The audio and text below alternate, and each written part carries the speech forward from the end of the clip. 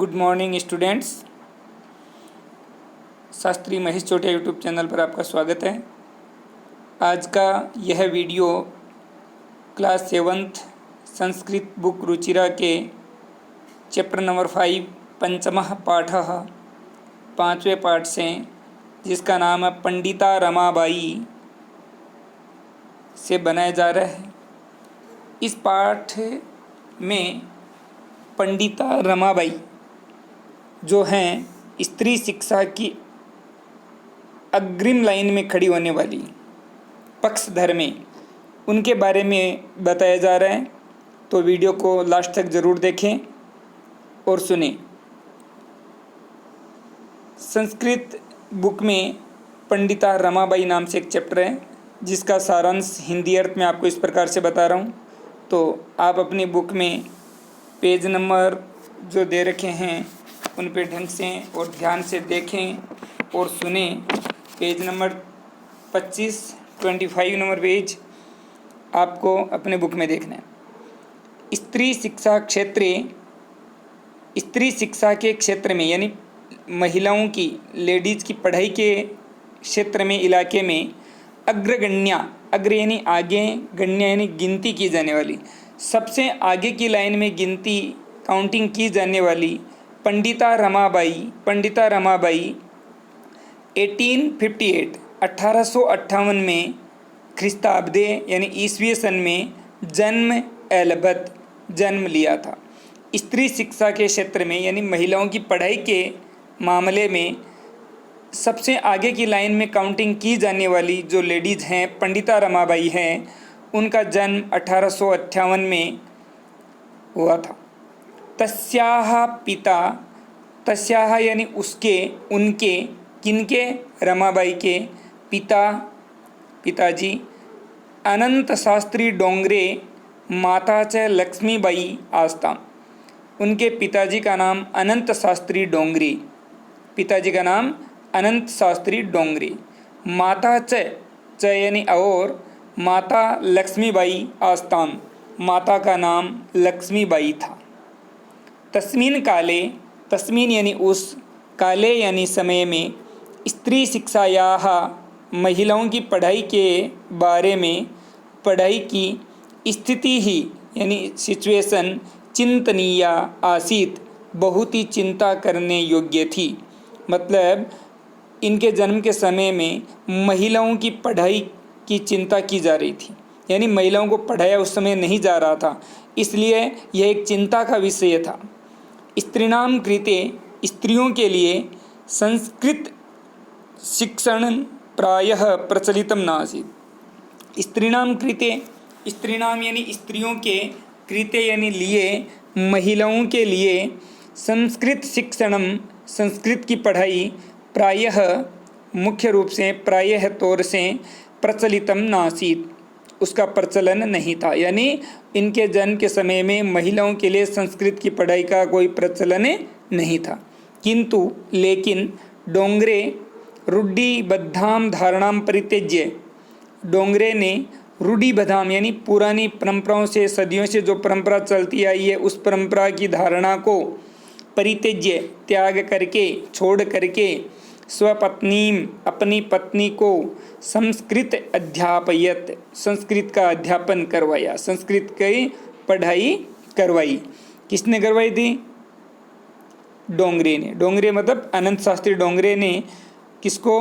पंडिता रमाबाई, उनकी जो काउंटिंग की जाती है संस्कृत की पढ़ाई में और स्त्रियों की पढ़ाई में, तो उन्होंने अपनी पत्नी की बात चल रही है, रूढ़िबद्धाम धारिणाम, जो परंपरा पुरानी है उसको त्याग करके, छोड़ करके, स्वपत्नी, अपनी पत्नी को संस्कृतम अध्यापयत, संस्कृत की पढ़ाई करवाई।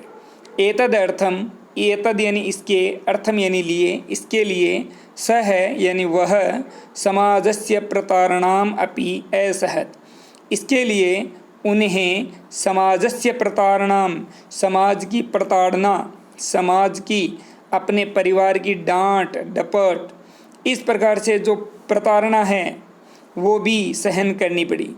मतलब संस्कृत की पढ़ाई तो लेडीज़ के लिए एकदम उपलब्धि नहीं थी और कोई करवा ही नहीं सकता था उस टाइम में। लेकिन ये जो डोंगरे जी हैं वो कुछ लाइन से हट कर के परंपराओं को छोड़ते हुए अपनी पत्नी को संस्कृत का अध्ययन कार्य करवाया। तो जब उन्होंने कुछ गलत काम किया, लाइन से हट कर के काम किया है, तो समाज के लोगों ने उनको बहुत ही प्रताड़ना यानी उनकी प्रताड़ना सहनी पड़ी, समाज के लोगों की डांट डपट सुननी पड़ी। अनंतरम रमा भी स्वमातुः अपनी माँ की शिक्षा से संस्कृत शिक्षा प्राप्तवती, संस्कृत की शिक्षा प्राप्त की। इसलिए रमा ने भी अपनी माँ से संस्कृत की शिक्षा प्राप्त की। सेकेंड पैराग्राफ, कालक्रमेण समय के बीतने के अनुसार या कालक्रमेण मतलब समय के अनुसार रमायाः पिता विपन्नः संजातः, रामायाः यानी रमाबाई के पिताजी एकदम निर्धन हो गए, गरीब हो गए, विपन्न, संजात यानी हो गए। कालक्रमेण समय का कोई ऐसा ही प्रभाव हुआ कि रमा के पिताजी एकदम गरीब हो गए।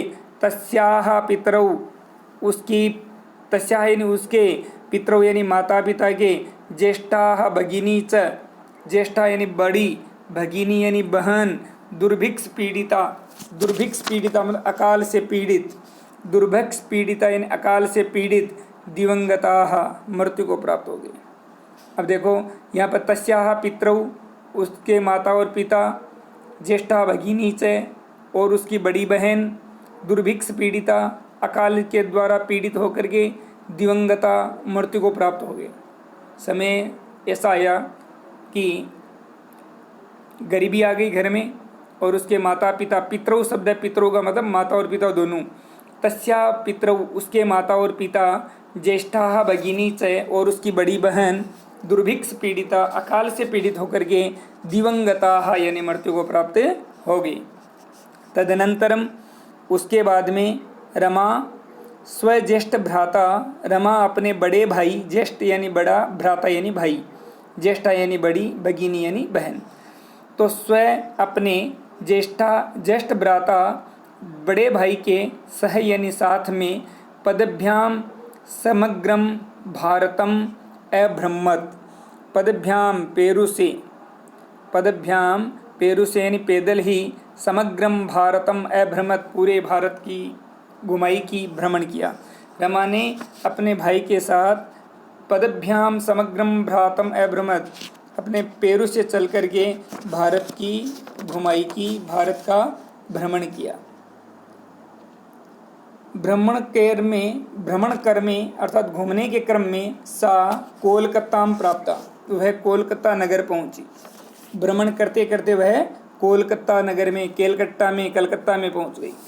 संस्कृत विदुषेण संस्कृत की विद्वत्ता से, संस्कृत की विदुषी होने के कारण, सा यानी वह, कौन, रमाबाई, तत्र वहाँ पर, पंडिताः सरस्वती चेति उपाधिभ्याम विभूषिता, संस्कृत की विदुषी विद्वत्ता होने के कारण, सा यानी वह, तत्र यानी वहाँ पर, पंडिता यानी पंडित, पंडिता नाम से यानी विद्वान, पंडित बोलते हैं विद्वान को, पंडिता यानी विद्वत्ता जिसमें है, सरस्वती नाम से, चेति यानी इतनी, च प्लस इति, च यानी और, इति यानी इतनी यानी एक्सेट्रा, वहाँ पर रमाबाई पंडिता और सरस्वती नाम की उपाधियों से, डिग्रियों से सुशोभित हो गई। विभूषिता सुशोभित होना, पंडिता और सरस्वती नाम की डिग्री, उपाधि, उनको टाइटल उनको दे दिया गया। तत्रेव वहाँ पर ही, सा वह रमाबाई, ब्रह्म समाज के द्वारा प्रभावित होकर के, वेदाध्ययनम अकरोत् वेदों का अध्ययन किया। वेद हमारे संस्कृत के अंदर सबसे पुराने ग्रंथ माने जाते हैं। आपको पता होगा वेद 4 होते हैं, ऋग्वेद, यजुर्वेद, सामवेद, अथर्ववेद। तो इन वेदों का भी अध्ययन किया। किसने किया था? ब्रह्म समाज के सिद्धांतों से प्रभावित होकर के रमाबाई ने वेदों का अध्ययन, वेदों की पढ़ाई भी की। पश्चात इसके बाद में सा वह स्त्रीणाम कृते स्त्रियों के लिए वेदादीनाम, वेद आदि, वेद प्लस आदि नाम मतलब वेद आदि, शास्त्राणाम शास्त्रों के शिक्षा यही शिक्षा के लिए आंदोलनम जो आंदोलन चलाए, प्रारब्धवती यानी चलाए। अर्थात सबसे पहले तो उन्होंने अपनी माँ से संस्कृत सीखी, फिर ऐसी स्थिति आई परिवार में कि गरीबी आ गई भयंकर तरीके से, और पिताजी और बड़ी बहन माताजी इनका देहांत हो गया। अब वो अपने भाई के बड़े भाई के साथ रहने लगी और भारत का भ्रमण किया। घूमते घूमते वे केलकटा नगर में पहुंच गई।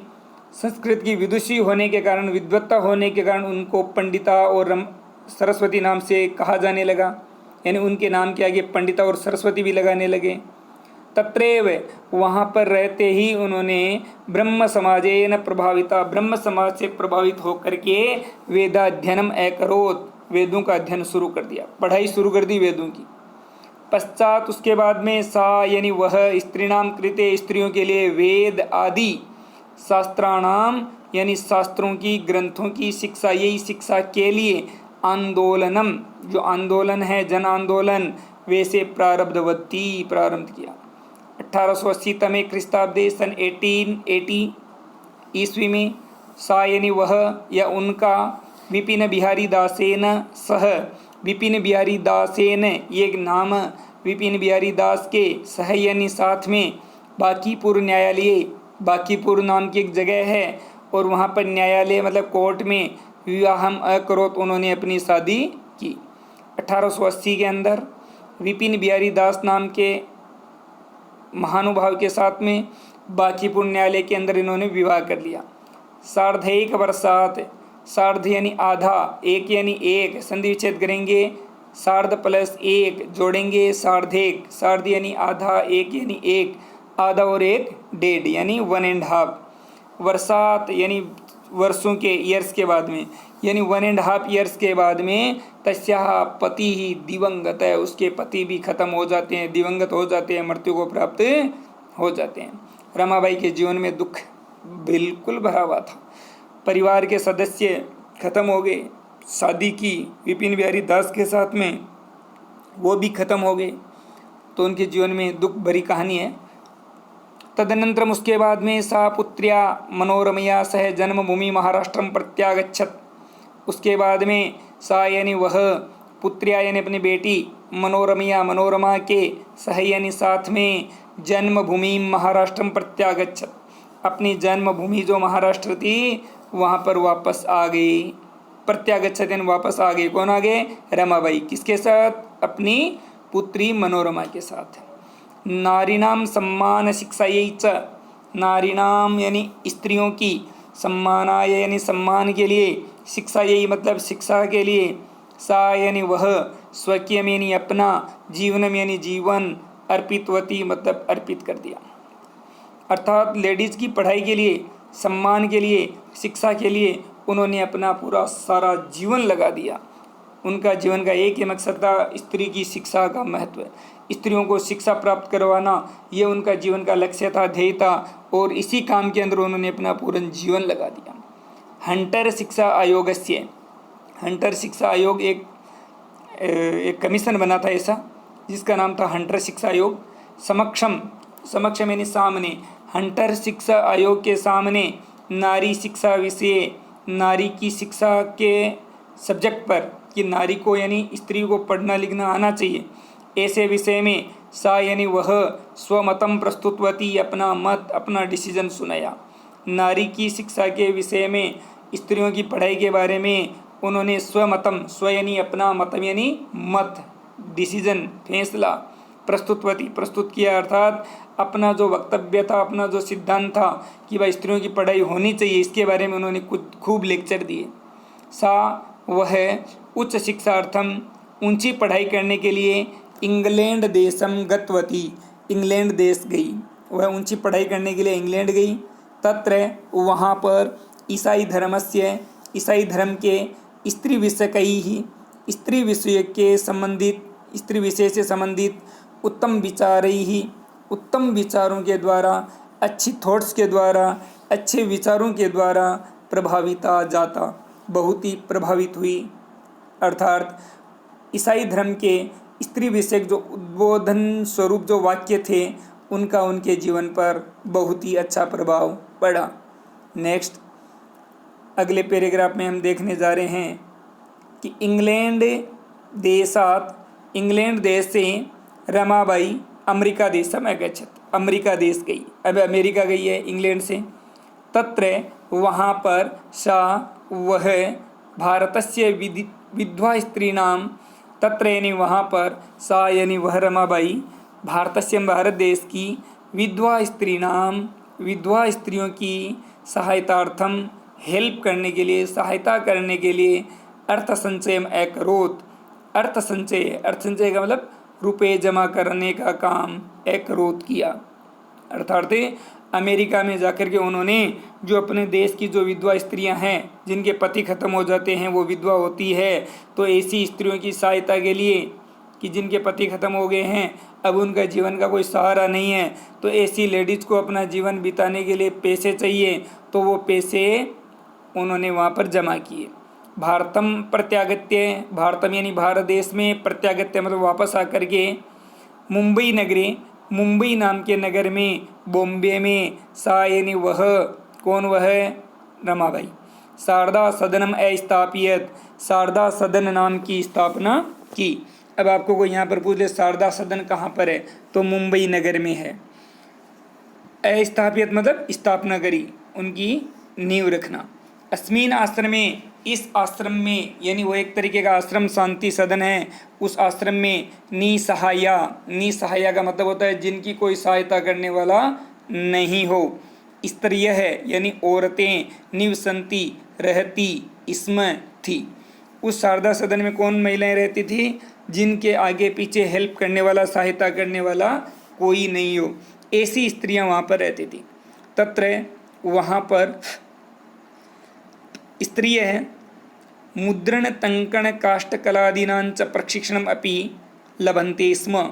तत्र वहाँ पर यानी शारदा सदन में स्त्रिय है, स्त्रियों की मुद्रण टंकण, मुद्रण टंकण मतलब छापना लिखना, कोई भी चीज़ को छापना और लिखना, टाइप करना, काष्ठ कलादीनाम लकड़ी की कलाकारी, काष्ठ यानी लकड़ी, कलादीनाम यानी लकड़ी के ऊपर कई कलाकारी करना, प्रशिक्षणम इनका प्रशिक्षण, इनकी ट्रेनिंग भी लभंते इसमें दी जाती थी, अर्थात वो शारदा सदन से सभी निसहाय बेसहारा स्त्रियां कोई भी चीज़ को प्रिंट करना, टाइप करना और लकड़ी की कलाकारी, ये सारे वहाँ पर ट्रेनिंग लेती थी।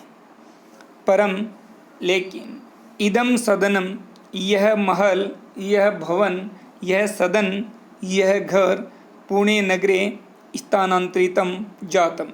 अब शारदा सदनम नाम का जो महल था, भवन था, यानी जो संस्था थी, जो ट्रस्ट था, वो अब कहाँ पर ट्रांसफ़र कर लिया, पुणे नगरम, पुणे महाराष्ट्र, पुणे के अंदर वो ट्रांसफ़र हो गया। ततः वहाँ से पुणे नगरस्य समीपे केडगांव स्थाने मुक्ति मिशन नाम संस्थानम तया स्थापितम। फिर उन्होंने क्या किया, पुणे नगर से समीपे, उस पुणे नगर के पास में ही केडगांव, केड नाम का एक गांव है, उस गांव में एक स्थान पर मुक्ति मिशन नाम, मुक्ति मिशन, मुक्ति मतलब स्वतंत्रता दिलाना, ऐसा उन्होंने एक मिशन बना दिया, एक ऐसा ही उन्होंने एक तरीके से स्कीम मान लो, एक तरीके से ऐसा एक अभियान चला दिया। मुक्ति मिशन नाम की एक संस्था स्थापित की। आपको यहाँ पर बोले शारदा सदनम स्थापित किसने की स्थापना, शारदा सदन की स्थापना भी रमाबाई ने, और इधर मुक्ति मिशन नाम की संस्था की स्थापना रमाबाई ने। अत्र यहाँ पर अधुनापि आज भी निराश्रिता, निराश्रित मतलब जिनके आगे पीछे कोई नहीं है, जो एकदम बेसहारा हैं, ऐसी स्त्रियों के ससम्मानम जीवनम यापयन्ति, यानी ऐसी स्त्रियां जिनके आगे पीछे कोई नहीं है, वो ससम्मानम जीवनम यापयन्ति, एकदम जीवन सम्मानपूर्वक जीवन जीती है। आज भी ऐसी महिलाएं जिनके आगे पीछे कोई नहीं है, जो एकदम बेसहारा है, गरीब हैं, ऐसी महिलाएं आज भी इस मुक्ति मिशन नाम के संस्थान में एकदम इज्जतपूर्वक अपनी ज़िंदगी जी रही है। 1900 लास्ट पैराग्राफ में 1922 में यानी सन 1922 में रमाबाई महोदयायाः निधनम अभवत्। सन 1922 में रमाबाई महोदया का यानी श्रीमती जी का निधन हो गया, उनकी भी मृत्यु हो गई। सा यानी वह विदेशानाम देश और विदेशों की अनेकासु बहुत सी भाषाओं में लैंग्वेज में निपुणाः एकदम दक्ष परफेक्ट आसीत थी। रमाबाई कई देशों की अपने देश और विदेशों की कई भाषाओं में एकदम परफेक्ट थी। समाज सेवायाः अतिरिक्तम, समाज सेवा का काम तो करते ही करते थे, तो समाज सेवा काम के अतिरिक्त यानी एक्सेट्रा अलावा, समाज सेवा के अलावा लेखन क्षेत्रे लिखने के क्षेत्र में भी तस्याः महत्वपूर्णम अवदानम अस्ति, उनका बहुत ही बड़ा महत्वपूर्ण यानी इम्पोर्टेंट योगदान अवदान सहायता। आज हमें उन्होंने अपने देश के लिए उन्होंने समाज की सेवा तो की है, समाज की सेवा के साथ साथ में उन्होंने बहुत से ग्रंथ भी उन्होंने किताबें भी उन्होंने लिखी है। यह भी हमारे लिए एक बहुत बड़ा योगदान है, हमारे लिए बहुत बड़ी सहायता है। अब देखो कौन सी है लिखी हुई चीज़, स्त्री धर्म नीति हाई कास्ट हिंदू विमेन। एक तो स्त्री धर्म नीति नाम की और दूसरी हाई कास्ट हिंदू विमेन नाम से तस्याः उसके प्रसिद्धम रचनाद्वयम वर्तते, उनके प्रसिद्ध यानी एकदम महत्वपूर्ण जिसकी चारों ओर प्रसिद्धि है, ऐसी फेमस रचनाद्वयम दो रचनाएं दो किताबें हैं जिनका नाम है स्त्री धर्म नीति हाई कास्ट हिंदू विमेन। इस प्रकार से रमाबाई ने जिस समय पढ़ाई की एक तरीके से मनाही थी, पढ़ना उस समय उचित नहीं माना जाता था, उस समय में उन्होंने संस्कृत की शिक्षा प्राप्त करी, देश विदेश में शिक्षा प्राप्त करी और उन्होंने प्राप्त तो करी, लेकिन प्राप्त करने के साथ साथ में उन्होंने दूसरी स्त्रियों को भी शिक्षा प्राप्त करने के लिए प्रेरित किया। उनके लिए कई संस्थाएं खोली और संस्थाओं में गरीब बेसहारा लेडीज़ को पढ़ाई के अलावा अपना जीवन गुजारा कर सके, उसके लिए कई प्रकार के जो टाइप है या कई प्रकार के खिलौने हैं, लकड़ी की कोई कारीगरी है, इस प्रकार के काम भी सिखा करके उन्होंने अपने जीवन में दूसरों पर डिपेंड न रह करके अपने ही ऊपर डिपेंड रह करके जीवन जीने के लिए कई प्रकार की संस्थाएं भी उन्होंने खोली। और साथ में उन्होंने स्त्री धर्म नीति और हाई कास्ट विमेन नामक दो किताबें भी लिखी हैं, जो हमारे लिए बहुत ही एक अच्छा, हमारे देश के लिए एक बहुत ही अच्छा सहयोग था। इस प्रकार से पंडिता रमाबाई के जीवन से हमें कुछ कर गुजरने की सीख मिलती है, नहीं तो उनके जीवन में बहुत सारी मुसीबतें आई थी। वो अगर घबराती तो मुसीबतों को देख करके घबरा सकते थे, लेकिन उन्होंने जीवन में ऐसा नहीं किया और हमेशा आगे बढ़ते हुए हमें भी आगे बढ़ने की प्रेरणा और सीख दी है। धन्यवाद। चैनल के साथ बने रहिए और आगे पढ़ाई पर विशेष ध्यान रखें। Thank you.